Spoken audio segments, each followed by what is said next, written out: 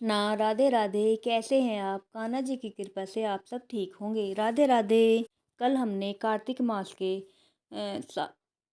9वें अध्याय का महात्म सुना था। आज हम कार्तिक मास का 10वां अध्याय शुरू करते हैं। कथा कुछ इस प्रकार है। श्री नारद जी बोले, ऐसा कहकर शंकर जी ने उस नेत्राग्नि को हाथ में लेकर खारे समुद्र में फेंक दिया और वह आग गंगा सागर के संगम में गिरी।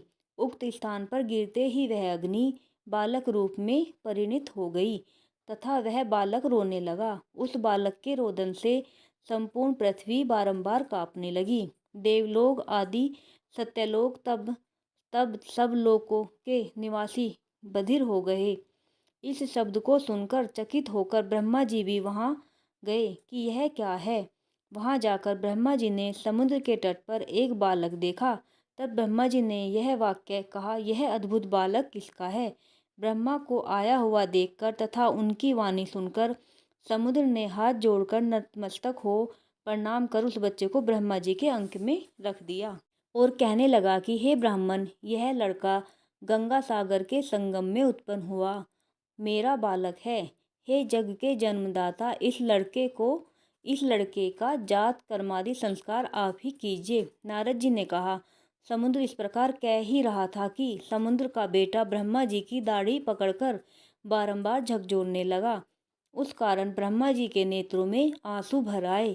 किसी प्रकार ब्रह्मा जी ने अपनी दाढ़ी छुड़ाकर समुद्र से कहा कि इसने मेरे नेत्रों में आंसू बाहर निकाल दिए हैं, अतः इसका नाम जलंधर होगा तथा जहाँ से इसकी उत्पत्ति हुई है वहीं से इसकी मृत्यु होगी।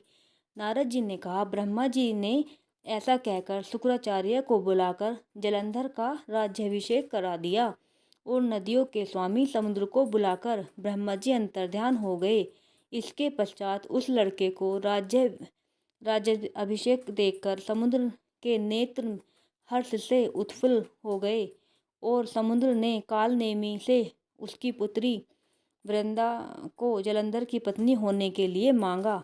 इस निवेदन पर काल नेमी आदि असुरों ने प्रसन्न होकर जलंधर को अपनी कन्या दे दी।